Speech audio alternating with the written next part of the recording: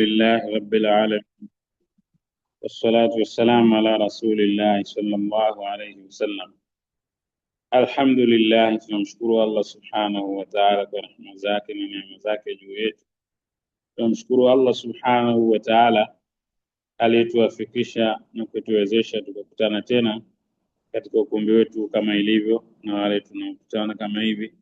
Alhamdulillah, ni jambo la kumshukuru Allah subhanahu wa ta'ala, tukiwa tunadurusu pamoja kitabu cha Al-Lu'lu' wal Marjan, na tukiwa bado tuko mwanzoni kabisa katika kitabu al-Imani. Leo tunatokea mlango babu tafadhul ahli al-imani fihi wa rajhan ahli al-yaman fihi, mlango unaozungumzia kuzidiana kwa imani. Sote ni waumini alhamdulillah, lakini watu tunazidiana imani kulingana na matendo yetu na mwenendo wetu na akhlaki zetu na namna tunavyochanganya, basi imani zinatofautiana kama ambavyo ilivyo imani zinakuwa na zinapungua.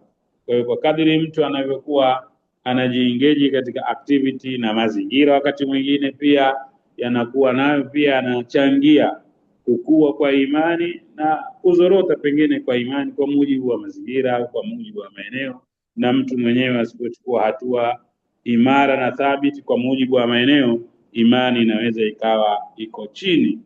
Na kuna maeneo kwa mujibu wa mazingira walionayo, imani inaweza ikawa iko juu kwa mujibu tu yale mazingira, na yeye akifanya activity chache tu basi zinaimarisha ile imani yake kwa mujibu wa mazingira yale namna yalivyo. Kwa hiyo Mtume sallallahu alaihi wasallam ametubainishia haya, na wanachuoni wanatuelezea kwamba Mtume sallallahu alaihi wasallam kubainisha hivi ili kuweza kujua, pengine kujua vitu gani vinavyowafanya watu wa maeneo haya au watu wa namna hii mpaka imani zao zikawa ziko juu, ili na wengine waweze kufanya nini, waweze kujifundisha kupitia hayo. Lakini pia wale ambao wanakuwa imani zao ziko chini au mwenendo wao sio mzuri, wana mambo gani ili watu waweze kujiepusha. Pengine naweza kuwa na mambo ya watu katika maeneo ambayo Allah subhanahu wa ta'ala na Mtume sallallahu ameelezea kwa mujibu wa mazingira yao na maeneo yao, kama mwenendo wao sio mzuri, na wewe ukawa wala haupo katika mazingira hayo, lakini ukachukua nasla na mwenendo ule wa watu wa namna ile, basi ndio maana Mtume sallallahu alaihi wasallam amekuwa akiainisha na hizi zote mbili, kukua kwa imani, kuporomoka kwa imani, na mazingira na pengine activity za watu zinazopelekea watu imani ziweze kushuka. Kwa hiyo mlango unatuelezea tafadhul ahli iman, kuzidiana watu wa imani kwa mujibu wa maeneo mbalimbali na watu mbalimbali. Bali kuna maeneo Mtume sallallahu alaihi wasallam ameyataja kwa nyakati tofauti, akataja watu wa eneo hili wana imani za hali ya juu, wako imara, wako hivi, watu wa eneo hili kwa mujibu wa mazingira. Na pengine shekhe hapa ndo anatajia baadhi ya mazingira na maeneo ambayo Mtume sallallahu alaihi wasallam ameonyesha 31. Kwa hiyo hadithi tunayotoka nayo, tunaanza na hadithi ya 31, hadithi Uqba ibn Amr Abi Mas'ud qala, anasema ashara Rasulullah sallallahu alaihi wasallam, alionyesha Mtume sallallahu alaihi wasallam biyadihi, alionyesha Mtume, alinyoosha Mtume, aliashiria Mtume sallallahu alaihi wasallam kwa mkono wake nahwa al-Yaman, upande wa Yemen. Faqala, na kisha akasema, innal imanu yaman, hakika ya imani thabiti, wenye imani kwa wingi kabisa, waliokuwa imara kabisa, basi ni watu wa Yemen. Na mara nyingine walikuja msafara wa Yemen, Mtume sallallahu alaihi wasallam akawa anawaelezea. Kwa hiyo Mtume sallallahu alaihi wasallam anaashiria ukisema huna imani thabiti imara ipo kwa watu hawa, watu wa namna hii. Na kisha Mtume sallallahu alaihi wasallam akaainisha, illa innal qaswat, ususuavu wa nyoyo, ugumu wa nyoyo, uzito wa kupokea mafundisho na maelekezo, wa ghilaba, na ugumu alqulubi wa nyoyo, fil faddadina, huko kwa wakulima, watu wa mifugo, inda usuli adhnabil ibli, wale ambao wanakuwa na harakati za mifugo tuyangamia, haithu, kwa namna yatlu kunna shayatin, itachomoza au inapatikana pembe ya sheitani fi Rabi'ati wa Mudhar, katika makabila haya Rabia na Mudhar. Mtume sallallahu alaihi wasallam ametaja hapa namna mbili, makundi mawili ya watu. Imani ametaja kwa watu wa Yemen kwa mujibu wa mazingira yao katika, na Mtume sallallahu alaihi wasallam kutaja hivi zimetajwa zinaweza kuwa kwa wakati huo na hata kwa nyakati zozote zile. Almuhimu watu wakiwa wamejipamba na sifa za namna hiyo, watu wanaweza kuwa na mwenendo huo, na wanaweza kuwa wao, tunaweza siwe wao. Tunachoelezea watu wa Yemen, bali Mtume sallallahu alaihi wasallam alielezea pia wamtafute mtu mmoja anaitwa Uwaisul Qarni. Uwaisul Qarni mashuhuri sana, mtu wa Yemen, kwamba wakimuona huyo basi awaombee dua. Kitu kama hivi athari zipo na maelekezo yapo kwa mujibu wa mwongozo na mwenendo wa namna hiyo. Kwa hiyo Mtume sallallahu alaihi wasallam ameelezea watu wa Yemen namna walivyokuwa, mwenendo wao na akhlaki zao na tabia zao vile namna walivyo. Basi Mtume sallallahu alaihi wasallam akawaelezea hawa imani zao ziko juu kabisa na mwenendo wao wana imani za hali ya juu kabisa, thabiti kabisa. Kwa ni watu kujifunza walikuwa na sifa gani. Kwa hiyo wakati huo anaweza kuwa walikuwa hawa waliopo sasa hivi wanaweza kawa nao wanazo sifa hizo, na watu wa maeneo mengine wanaweza kawa na sifa za namna hiyo. Lakini pia Mtume sallallahu alaihi wasallam akawaelezea wakulima, wafugaji namna gani ambavyo wao walikuwa na ususuavu wa nyoyo, na wameelezewa hivi kwa sababu ya kuwa wako bize na mifugo, wako bize na mambo ya kilimo, asubuhi usiku saa ngapi, hawana muda wa kufuatilia mambo ya dini, hawajui nini kimeelekezwa kisheria, kitu gani kipo, ruhusa ya kisheria ipo inaelekeza na namna gani. Kwa hiyo Mtume sallallahu alaihi wasallam akawa ameelezea hawa ni watu wanakuwa kwa hatarini sana, nyoyo zao zinakuwa ngumu na mwenendo wao unakuwa mgumu sana, kwa sababu ya kuwa wao wako bize na shughuli zao tu. Wakiamka wao wakawa na harakati za mifugo tu, wakilala na harakati za mifugo na vilimo ndio shughuli zao, na mfano wa namna hii. Utaona hata katika hadithi nyingine Mtume sallallahu alaihi wasallam amezungumzia pia, anasema taisa abdud dananir wa dirham, ameangamia mtumwa wa dirham na dinari wa fedha. Yaani muda wote anawaza pesa tu, shughuli zake, wafanya biashara na nini, yani shughuli zake zinakuwa katika sura namna hiyo. Hawa ni watu ambao Mtume sallallahu alaihi wasallam anawaelezea kwa hatarini. Sasa kuelezewa hivi sisi au Mtume sallallahu kuelezea sisi, tunapata kujifundisha namna gani ya mwenendo wetu. Akhlaki hizi tunazo nafasi ya zilizo bora tukazichukua na tukajipamba nazo, na zile akhlaki na mwenendo ambao uliokuwa sio sawa sawa uliowapelekea mpaka Mtume sallallahu alaihi wasallam anasema innal qiswat wa ghilazul qulub, kwamba nyoyo ngumu, ususuavu wa nyoyo umekuwa juu yao. Kwa nini? Kwa sababu hawajishughulishi na mambo ya dini. Kwa hiyo kule kutojishughulisha tuna mambo ya dini, kutojua mafundisho na maelekezo na miongozo, ukawa wewe una mambo yako.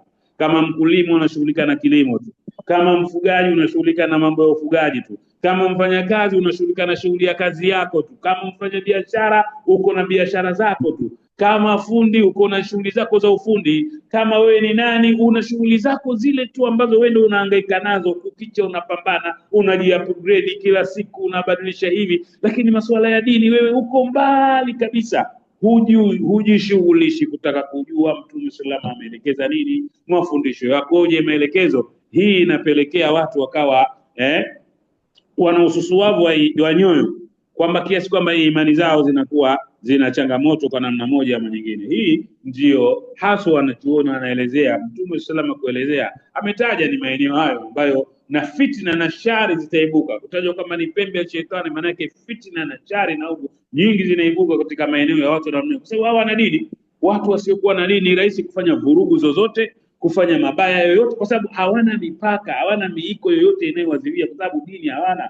Hawajui kwamba jambo hili kisheria na muongozo wa dini hili jambo halipo. Watu wa dini hawataki kuwa namna hii, au katika kwa wanadamu. Maana dini wakati mwingine imeelekeza jambo kibinadamu tu, kwamba jambo hili halipaswi kufanya, usimfanyie mwenzio, mwanadamu mwenzio, jirani yako, ndugu yako, rafiki yako, sahibi yako, usimfanyie hili. Lakini wewe huna muongozo huo. Kama muongozo huo huna, maana yake nini? Utajikuta unayafanya yaliyo nje ya mafundisho na muongozo, na matokeo yake yanaibua taharuki, yanaibua vurugu, yanazalisha tabu na shida moja kwa moja. Kwa hiyo Mtume sallallahu alaihi wasallam kuelezea hawa watu wa mashamba wanaokaa huko, wakulima wanaokaa na mifugo, ni kwamba wako mbali, hawana muda wa kujishughulisha na masuala ya dini, kujiongeza katika taaluma zao, wanajiupgrade katika mambo ya mifugo tu, sijui hao wanyama sasa hivi wamwagiwe dawa hizi, sijui vilimo sasa hivi tufanye hivi, msimu kilimo hiki hatukubali mvua nyingi, lazima tulime kilimo hiki na hivi na hivi. Lakini vipi katika dini yao wakoje? Katika Qur'ani Allah subhanahu wa ta'ala kwenye surati Ar-Rum anasema alamuna dhahiran min alhayati dunya wa hum anil akhirati ghafilun. Allah subhanahu wa ta'ala anasema ya'lamuna dhahiran min alhayati dunya, wengi wanadamu wanajua mikakati na mafanikio, namna gani ya kupata mafanikio hapa duniani, lakini wahum anil akhirati ghafilun, juu ya masala ya akhera, yani juu ya dini. Maana yake tajua akhera, tunasema elimu la akhera bana, elimu ya dini watu wameipuuza. Na hii kwamba elimu la akhera ikoje, watu masuala mazima ya kumjua Mungu wao, masuala mazima ya kuijua dini yao watu wamepuuzia. Kwa hiyo Allah subhanahu wa ta'ala anasema ya'lamuna dhahiran min alhayati dunya, wanajua sana mafanikio. Na utaona mtu namna anavyojiupgrade, namna anavyojiongoza, anavyochukua hatua katika harakati za kidunia, kama mfanya biashara, kama mkulima, kama mfanya kazi, kama relationship. Kuna hivi unahangaika kwa mujibu wa professional yako ulionayo, unahakikisha unaienzi, unaikuza, uwe imara, uwe thabiti, uwe very competent katika fani ile ambayo wewe unayo. Lakini vipi anil akhirah, vipi juu ya dini yako, vipi juu ya Allah subhanahu wa ta'ala, unachukua hatua gani juu ya kujua dini yako, juu ya kujua mwenendo unatakiwa uende vipi? Sio angalau kuwa deep, yani angalau tukujua mambo ya kawaida tu, ya misingi ya kawaida tu ya dini, mambo ya kawaida, shughuli za kawaida. Unajuaje? Unajua unachukua hatua gani juu ya mambo ya namna hiyo? Lakini wahum anil akhirati ghafilun, Allah subhanahu wa ta'ala ameghafilika. Kwa kughafilika kwa mghafala huu, ndio Mtume SAW anaelezea watu wako busy na mambo yao, inapelekea nyoyo zao zinakuwa ngumu, wasusuavu juu ya imani. Hata ukimwelezea imani, maelekezo ya dini, jamani yako hivi, anaanza mtu kutumia logic na uwezo wake na akili yake katika dini, jambo ambalo dini haitumii akili katika mujibu wa namna hiyo. Dini na utaratibu, dini na sheria, dini na muongozo, ina nususi imekuja, lakini yeye anataka anaitumia akili yake ili aipeleke vile anavyotaka yeye. Sasa hii sio jambo lilokuwa sawa sawa, na hii inapelekea hatari kabisa. Ndio Mtume sallallahu alaihi wasallam akawa anaelezea hawa. Lakini pia hadithi nyingine Mtume sallallahu alaihi wasallam anatuambia, hadithu Abi Huraira, kiwazungumzia hao watu Yemen radhiyallahu anhu, nabii sallallahu alaihi wasallam kala, amesema Mtume, atakum ahlul Yaman, wamewajia ninyi au wanakuja au wamefika kwenu watu wa Yemen, adhafu quluban, wakiwa na nyoyo zilizokuwa dhaifu, yani nyoyo zilizokuwa laini kabisa, ni laini wa arqud wa araqu afidara, na nyoyo zilizokuwa na vifua vilivyokuwa laini kabisa kupokea mafundisho na muongozo, kuwa na nyoyo zilizokuwa laini nyepesi. Adhafu quluban wa araqil afida, nyoyo zilizokuwa nyepesi na laini kupokea muongozo na maelekezo. Dini inakuambia ufanye hivi, basi unafanyia kazi ile jambo. Dini jambo hili linafanya nini, inakukataza, unaliacha lile jambo. Hawa ni watu ambao ndio mwenendo wao namna walivyokuwa. Kwa nini? Kwa sababu ya mwenendo wao, akhlaki zao, namna ambavyo walivyo. Yamani alfiqhu, yamani fiqhi, utambuzi, ufahamu wa mambo wa elimu ya kidini upo kwa watu wa Yemen. Wal hikmatu yamania, na hikma na busara pia zinapatikana kwa watu wa Yemen. Sasa Mtume sallallahu kuelezea hivi, amewaelezea wale ambao walikuwa nao. Sio lazima kwamba muda wote watu wa Yemen wakawa na sifa za namna hiyo. Mtu yoyote mwingine ambaye ana mwenendo wa namna hii, basi anazo sifa hizi. Anaweza kuwa Myemeni, anaweza kuwa sio Myemeni, popote atakapokuwa. Zimekuja pia hadithi nyingine kwamba al-iman hijazia, imani kwa watu wa Hijazi namna walivyo, na watu wa Maka namna walivyo mwenendo wao na akhlaq zao. Mtume swalla sallam amezielezea kwa mujibu wa mazingira na maeneo ambayo watu wanakuwepo, basi na tabia ambazo watu wanazokuwa nazo inapelekea kuwa na sifa za namna hii na mwenendo wa namna hii. Lakini pia hiyo ilikuwa hadithi ya Abu Hurairah. Hadithi nyingine ya Abu Hurairah radhiyallahu anhu, anna Rasulullah sallallahu alaihi wasallam kala, amesema ra'sul kufri, misingi au chanzo cha ukafiri nahwa al-mashriq, upande wa mashariki, ambapo Mtume sallallahu alaihi alipokuwa. Kwa hiyo anaelezea upande wa Iraq, na hivi furugu nyingi sana zinajitokeza katika maeneo ya namna hiyo. Wal fajru wal khuyalau wal fakhru, kujifakharisha, wal khuyalau, na kiburi, fi ahli al-khayl wal ibli, ni wale wafugaji wa farasi na ngamia, walfaddadina, na wakulima, ahli wabari, watu ambao wanaoshughulika na mifugo. Alwabari ni manyoya aliangamia na kadhalika, ni mifugo.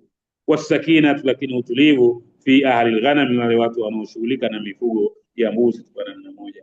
Kwa hiyo Mtume SAW ameelezea katika hadithi kwa upana tulivyoelezea pale juu kwamba kwa nini hawa wamekuwa ni watu waliokuwa wasusuave, watu wagumu, watu wenye roho ngumu, watu wasioelewa, watu wanaojifaharisha, kwa sababu wamekosa mafundisho, wamekosa muongozo, hawajishughulishi na mambo ya dini. Kwa hiyo mtu yeyote yule ambaye anaweza kuwa na sifa za namna hii ni hatari na yeye kuwa katika kundi la namna yake, akajikuta naye anajifaharisha, anajiingiza katika watu wa kiburi, anajiingiza katika watu wenye dharau, wenye kejeli, kutojali wengine na kadhalika. Yanaweza kuwa yanapatikana katika sura ya namna hiyo. Kwa sababu gani? Kwa sababu tu ya kukosa muongozo na mafundisho katika dini. Kwa hiyo haya ndio maana unaona mashekhe wameweka katika kitabu al-Imani ili tupate nguvu ya kujishughulisha. Kwanza tupate nguvu ya kujishughulisha na dini yetu, tupate kuijua dini yetu, tujifundishe, tuweze kujua, ili tuweze kukaa imara na thabiti, tujiepushe na hizi tabia mbovu ambazo Mtume sallallahu alaihi wasallam amezielezea. Pia hadithi nyingine Abu Huraira inaelezea hivyo hivyo katika sura ya namna hiyo. Baada ya kutuelezea tafadhuli al-iman, watu kuzidiana, kisha shekhe anatuleta katika mlango bayani anna dina nasiha, dini ni kunasihiana, kuelekezana, kusaidiana, kuelekezana na kushaurizana. Hiyo ndio dini. Misingi ya dini imekuja katika mfumo wa namna hiyo. Watu tunatakiwa tuwe katika sura ya namna hiyo. Anasema hadithi Jarir bin Abdullah anasimulia kwamba bai'atu nabiyya sallallahu alaihi wasallam, nilimbai mtume, nilichukua kiapo cha utii kwa mtume sallallahu alaihi wasallam, ala sam'i wa ta'a, kusikiliza, kufanyia kazi, wa ta'a, na kutii maelekezo na amri, ambalo jambo hili ndio linatakiwa liwepo kwa viongozi na kadhalika. Kuna kitu kinaitwa bai kwa namna moja ama nyingine, ndio viapo vile ambavyo unaona vinafanyika. Farakani, mtume sallallahu alaihi wasallam akaniambia, pamoja na hayo lakini ndikosema fima astata'tu, kutii na kusikiliza na kutekeleza maelekezo ya kiongozi kwa kadiri yale ambayo tutakayoweza, kwa sababu anaweza akakuelekeza jambo ambalo liko nje ya uwezo wako, huna uwezo nalo kulifanya. Sasa kwa sababu umebai kwamba wewe utatekeleza, usipotekeleza maana yake unakuwa umekwenda kinyume. Kwa hiyo fima nastati'u, katika yale ambayo yapo ndani ya uwezo wetu kuyatekeleza yale ambayo anatuamrisha, kwa kuzingatia kwamba yapo ndani ya misingi ya kisheria. Lakini pia wanusu likulli muslim, na kumshauri na kumuelekeza na kumuongoza kila Muislamu katika jumla ya mambo ambayo tuliyokuwa tumembai mtume sallallahu alaihi wasallam, ni kumtii yeye mtume sallallahu alaihi wasallam, kwa hiyo kuwatii viongozi na kadhalika. Lakini pia an-nasu likulli muslim, kuwashauri na kuwaelekeza na kuwaongoza kila Muislamu. Swala la kuelekezana kwa Uislamu ni jambo muhimu sana.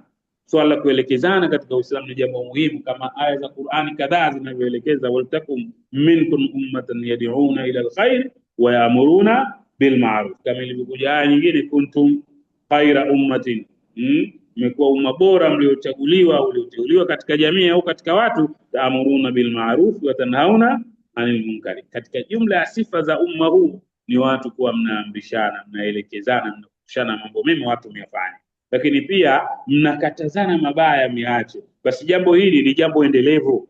An-nasu likulli muslimi, ni kumshauri Muislamu. Unavyomuona mwenzio Muislamu mwenzio hapo katika mstari wa sawa sawa, unamnyoosha, kumshauri kwa namna nzuri tu, kwa njia nzuri, kwa njia bora kabisa. Ndio maana katika hadithi nyingine Mtume sallallahu alaihi wasallam akasema, al-mu'min mir'atun, muumini ni kioo kwa muumini mwenzie.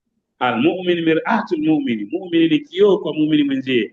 Kioo unavyojitazama, sote sisi unatoka nyumbani kwako unafanya hivi, unajiangalia kama uko sawa sawa. Kwa hiyo kioo kinakusababisha kikakushepu. Unapokaa mbele ya kioo unaona labda shati umefunga mbele nyuma, kola haijakaa vizuri, uso au nywele hujachana vizuri. Kioo kinakuonesha katika sura ya namna ile, kioo kinakuwa safi kabisa. Kwa hiyo na wewe muumini unakuwa ni msafi kwa muumini mwenzio, unamuona pale kwenye mapungufu na hapa pako sawa, kama vile anavyojiona mwenyewe kwenye kioo kwamba hii kola moja iko juu nyingine iko chini, nywele hazijachanika iko namna hii, basi muumini anamwona muumini mwenzie ni rahisi kumshauri na kumrekebisha kwamba hapo haujaenda nini, haujaenda sawa sawa. Lakini pia na wewe pia kukaa kama pia mfano bora vile vile katika jamii vile vile. Kwa hiyo ananasu likulli muslimi, nasaha, kunasihiana, kushaurizana, kuelekezana kwa kila Muislamu, nalo pia ni jambo muhimu katika dini yetu, ni jambo tunalokumbushana au tunalotakiwa kuwa nalo vile vile. Lakini pia Sheikh akatuwekea mlango kwamba babu bayani nukuswani imani, mlango unaelezea namna ambavyo imani zinavyopungua bil maasi, kwa kufanya maasi, wanafia anil mutalabbis, na pia kutoweka kwake kwa yule anayevaa bil maasi ale maasi ala iradati nafilka. Kwa hiyo ala kulli hali, mlango unaofuata Sheikh anatuwekea maelekezo ya dini yanayotuonyesha kuna mambo ukiyafanya imani inapungua, imani inatuacha, unatoka kidogo kidogo, wakati mwingine pengine mpaka ukajikuta umetoka moja kwa moja kwa sababu tu ya mambo madogo madogo ambayo pengine tulikuwa tunayafanya si tukaona ya kawaida, kumbe yanatuvua imani. Kwa hiyo imani inabidi tuchunge, tuendelee kubakia na imani yetu thabiti imara kabisa. Hadith Abi Huraira, hadithi imesimuliwa na Abu Huraira ani nabii sallallahu alaihi wasallam, kutoka kwa mtume sallallahu alaihi wasallam, kala, mtume anasema la yazni zani, hazini mzinifu yoyote yule, awe wa kiume awe wa kike, hina yazni, wakati anapofanya uchafu huo, wa huwa muumini, akiwa na imani ya sawasawa. Hawezi kuwa muumini wa sawasawa wakati anapofanya uchafu wa zinaa. Maana yake ni kwamba muumini hatakiwi kuwa na sifa ya kuwa na uchafu wa zinaa. Allah subhanahu wa ta'ala anasema wala takrabu zina innahu kana fahishatan wa sa'a sabila, msikaribie zina, sio tu kufanya zina, msikaribie hata kidogo, kwa sababu ni uchafu wa hali ya juu kabisa. Sasa mtume sallallahu alaihi wasallam anatuelezea katika jumla ya mambo yanayopunguza imani, moja wapo ni jambo la zina. Kwa hiyo mtume sallallahu alaihi wasallam anasema kwamba mtu anapofanya uchafu huu wa zina hawezi kuwa na imani iliyokuwa sawa sawa, imani yake inakuwa imevuliwa kabisa. Na katika riwaya nyingine au katika maelekezo ya wanachuoni wanazungumza kwamba kama vile mtu anapokuwa nguo yake, imani kwake inavuliwa anapokuwa analiendea jambo hilo. Lakini pia wala yashrabul khamra, wala mtu hanywi pombe, hina yashrabu, wakati ule anapokunywa, wa huwa muumini, hali yake yeye ni muumini.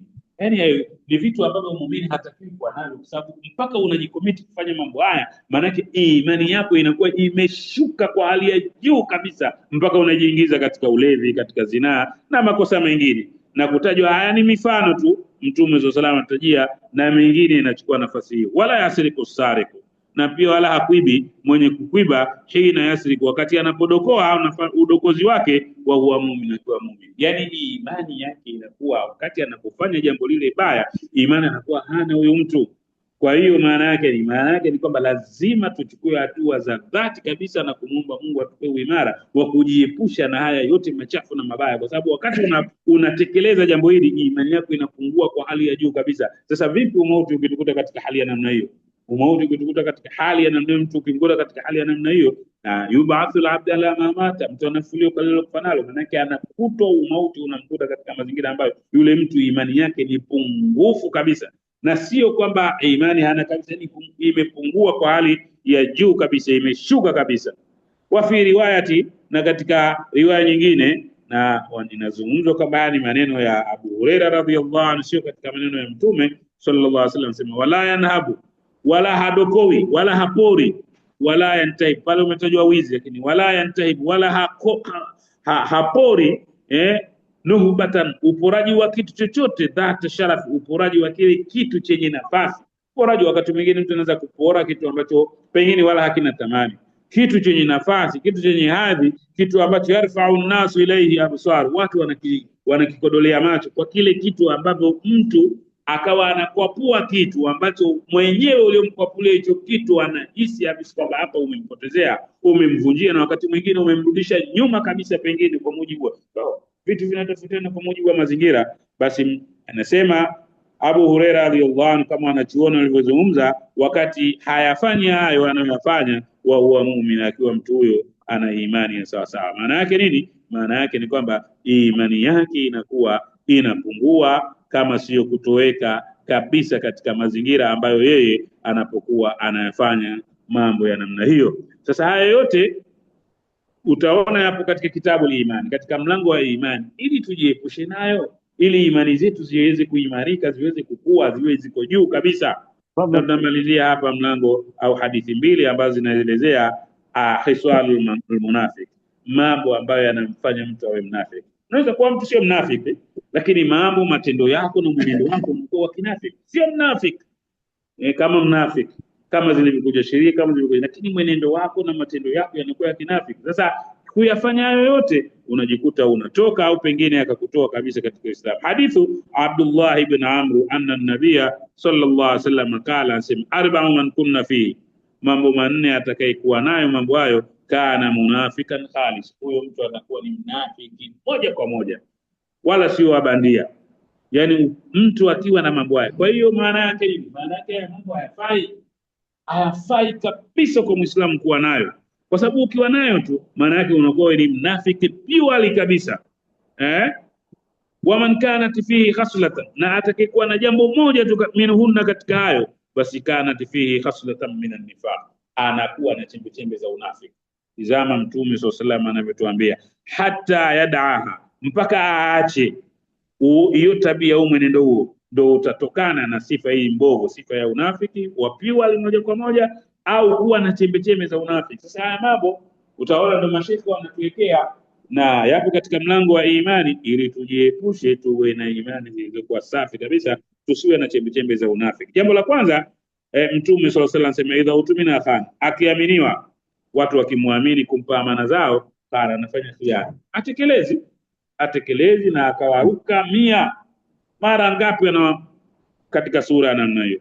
Lakini pia idha hadatha kadhaba, akiongea anaongea uongo. Hili limekuwa la kawaida kabisa, hili umekuwa ni mtihani mkubwa kabisa kwa umma, yani walionusurika ni wachache kabisa. Nasallallahu alaihi wasallam, tunamuomba Mungu atuepushe tuna sifa hii. Lakini swala zima la kusema uongo sasa hivi limekuwa la kawaida kabisa, na hizi simu basi ndio zimezidi kututengenezea mazingira, badala ya kutusaidia basi zimetutengenezea mazingira na sisi tunazitumia vizuri. Yani mazingira ya kusema uongo yapo, maana yake na unachukuliwa uongo ni kitu cha kawaida kabisa sasa hivi mtu kuweza kuongopa. Kumbe wakati mwingine bora ukasema kweli, kama mtu anakusubiri aone, aendelee kukusubiri au aje baada ya muda. Lakini wakati mwingine unamharibia mipango yake mtu, unamsingizia kwamba upo karibu na eneo wakati hata safari hujafanya nini, haujaanza. Sasa hili ni jambo ambalo watu wanaliona la kawaida, hili ni jambo la hatari kubwa kabisa. Allah subhanahu wa ta'ala sema ya ayyuhalladhina amanu taqullaha wa kunu ma'as sadiqin, wale ambao mmemwamini muogopeni Allah subhanahu wa ta'ala, wa kunu ma'as sadiqin, na kuweni pamoja na wakweli, mjipambe na sifa za ukweli, mwe watu waliokuwa wakweli. Tabia ya uongo kusema kweli, hizi ni tabia ambazo hazitupasi kabisa. Vyovyote vile mtu ataka wewe sema ukweli tu, kama mimi nimechelewa, niko hivi, basi jambo linaeleweka, kwa sababu unaweza ukajikuta unasema uongo ukakutoa kabisa katika mfumo. Lakini pia wa idha ahada ghadara, na mtu akiahidi uhalifu ahadi, na hili nao pia ni changamoto katika jamii. Mtu anaahidi jambo, nitafanya hivi, nitakuja, nitafanya hivi, aswa kwenye makubaliano ya mambo ya malipo na hivi, basi mtu anakula kona na simu akazima, akapotea, hapatikani na hivi na hivi. Lakini pia idha khasa mfajara, na akiwa katika mzozo basi ufanya vurugu. Wakati mwingine watu wanakosana, mtu anakosana na mwenzie, basi unapokosana na mwenzio isiwe ni sababu ya kufanya vurugu na kuleta taharuki. Usilete taharuki kwa mzozo uliojitokeza.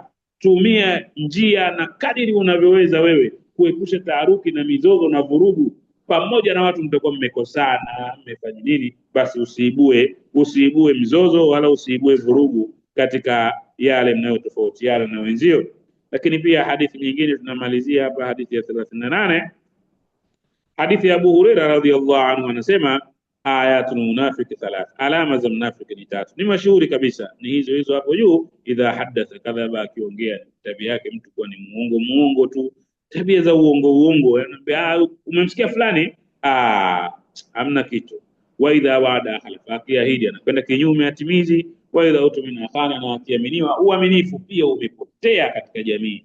Sasa waumini lazima tujiepushe, tujitofautishe, tuwe kama vile ambavyo Mtume sallallahu alaihi wasallam, Mtume sifa chema kwetu, lakad kana lakum fi rasulillahi uswatun hasana, mtume amekuwa kiigizo chema kwenu ninyi, fuateni. Mtume sallallahu alaihi wasallam watu walikuwa wamkubali au wamwamini, lakini vitu vyao vyote, amana zao zote wanaenda nazo kwa nani?